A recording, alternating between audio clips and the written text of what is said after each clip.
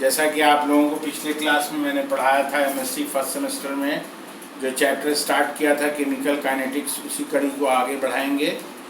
और जैसा कि हमने बताया था कि केमिकल काइनेटिक्स है क्या, कैसा क्या क्या पढ़ते हैं इसके अंतर्गत और कौन सी चीज़ें हैं जो इससे रिलेटेड हैं, टाइप्स ऑफ रिएक्शंस बताया था। और उसके बाद आगे आपको जो कंसेप्ट है वो आपको थोड़ा सा देखिए, आपका जो बेसिक कंसेप्ट है वो 11th 12th और बीएससी पार्ट 1 पार्ट 2 पार्ट 3 सब में आपने केमिकल काइनेटिक्स पढ़ा है। यहाँ पर जो आप केमिकल काइनेटिक्स पढ़ेंगे वो सबसे हट के है, डिफरेंट है। तो उसमें आपका जो है ऑर्डर ऑफ रिएक्शन है। ऑर्डर ऑफ रिएक्शन जो होता है वो आपको जानना है। इसमें ऑर्डर ऑफ रिएक्शन क्या होता है कि जैसे जैसे ए बी बी सी ये आपका जो है रिएक्शन है और ये प्रोडक्ट बन रहा है। दिस इज द रिएक्टेंट और प्रोडक्ट बन रहा है। यहाँ पर देखिए आर रेट ऑफ रिएक्शन है जिसको कि dx/dt भी कहते हैं। वो डायरेक्टली प्रोपोर्शनल होता है a to the power alpha, b to the power beta, c to the power gamma. यहाँ पर आपका r equal to dx/dt equal to k है ना। ये a to the power alpha, b to the power gamma, c to the power delta. यहाँ पर समझना आपको बहुत आवश्यक है, ज़रूरी है, नेसेसरी बात ये है कि ये रेट ऑफ रिएक्शन है, ये dx/dt भी रेट ऑफ रिएक्शन है और ये k जो है, k को कहते हैं रेट कांस्टेंट है। ये रेट कांस्टेंट कहलाता है या इसी को स्पेसिफिक रेट कांस्टेंट कहते हैं या इसको स्पेसिफिक रेट कांस्टेंट के नाम से जाना जाता है। और इसका तीसरा नाम भी है जो है वेलोसिटी कांस्टेंट। आपको ये जानना है, ये तीन नाम हैं, ये तीनों आप जान लें तो बेहतर होगा। तो ये k जो है रेट कांस्टेंट है या इसको स्पेसिफिक रेट कांस्टेंट कहते हैं या वेलोसिटी कांस्टेंट कहते हैं। और यहाँ पर जो है a आपका रिएक्टेंट है, b भी रिएक्टेंट है, c भी रिएक्टेंट है। यहाँ पर ये जो इस तरह से आपका जो ब्रैकेट है बड़ा वाला, बड़ी ब्रैकेट कहते हैं इसको, बिगर ब्रैकेट तो आप लोगों ने मैथमेटिक्स में ऐसा स्मॉल ब्रैकेट है, ये कर्ली ब्रैकेट है, ये बड़ा ब्रैकेट है। ये जो है बड़ा ब्रैकेट जो इंडिकेट करता है वो एक्टिव मास या मोलर मास को इंडिकेट करता है। शोज द एक्टिव मास और मोलर मास और कंसंट्रेशन। इसका मतलब ये हुआ कि rate of reaction is directly proportional to the reactant or directly proportional to the product of the reactant raised to some power। ये होता है। ये सब आप जानते होंगे, ऐसी उम्मीद मैं रखता हूँ। नहीं भी जानते हैं तो आपको बता दे रहा हूँ मैं। यहाँ पर ये देखना है कि रेट लॉ इक्वेशन है ये, this equation is known as rate law equation. और यहाँ पर n जो है बराबर alpha plus beta plus gamma होता है। और ये ध्यान देने वाली बात ये है कि this alpha may be equal to A, may not be equal to A. यानी अल्फा ए के बराबर हो भी सकता है या नहीं भी हो सकता है, लेकिन अल्फा ए से बड़ा नहीं होगा। अल्फा ए, जैसे अल्फा का ए का वैल्यू 2 है तो अल्फा का वैल्यू 3 कभी नहीं होगा, उससे कम होगा या उसके बराबर होगा।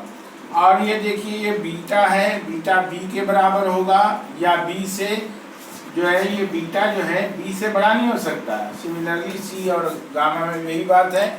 तो ये बेसिक चीज़ें हैं। तो रेट ऑफ रिएक्शन में ऑर्डर ऑफ रिएक्शन कई तरह का होता है, first order, second order, third order, zero order, fractional order.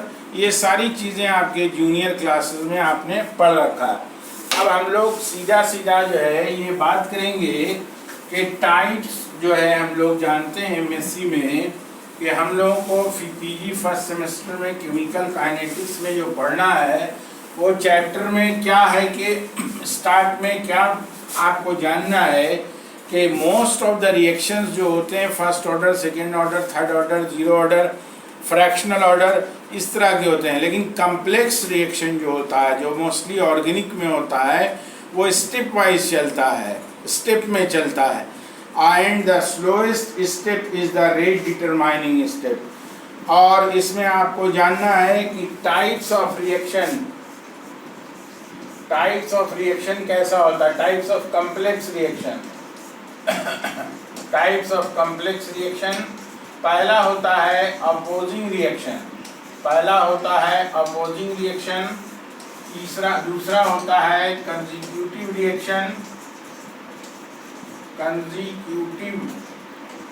Reaction, तीसरा होता है, थर्ड पॉइंट जो है वो है आपका ये जो है उसमें आपका जो है चेन रिएक्शन है, और उसके बाद आपका फोर्थ में पैरेलल रिएक्शन कहलाता है। ये आपका जो है 3-4 तरीके का रिएक्शन है आपके सामने, चेन रिएक्शन, पैरेलल रिएक्शन, और पैरेलल रिएक्शन को साइड रिएक्शन भी कहते हैं। तो देखिए ये opposing reaction, consecutive reaction, chain reaction, parallel reaction, side reaction, ये कॉम्प्लेक्स रिएक्शन का टाइप है। These are the 4 types of complex reaction, जिसमें सबसे पहले हम लोग इसी को स्टार्ट करेंगे, अपोजिंग रिएक्शन। इसका इंट्रोडक्शन ले लें।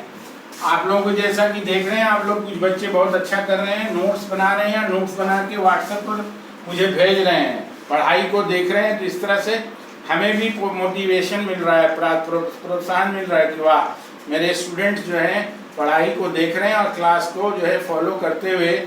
देखिए अभी छुट्टियां हैं, बिल्कुल पूरी तरह से आप घर में बंद हैं, इस समय का आप सदुपयोग करें। कॉलेज, यूनिवर्सिटी और गवर्नमेंट के साहब की तरफ से ये सुविधा दी गई है ऑनलाइन क्लासेस की, कि हर टीचर आपको बेस्ट देने की कोशिश कर रहे हैं। घर में बैठे हैं, कोई काम नहीं है आपको, तो इसमें आप फ़ायदा उठाएं इन सब चीज़ों का और ज़्यादा से ज़्यादा अपने एग्ज़ाम की तैयारी करें। और अपोजिंग रिएक्शन को आप लोगों के सामने रखना चाहूँगा, जिसमें ये बोलता है कि अपोजिंग रिएक्शन वो रिएक्शन है जिसमें कि बैकवर्ड और फॉरवर्ड रिएक्शन दोनों में चलता है, यानी those reactions which carry forward in both the reaction.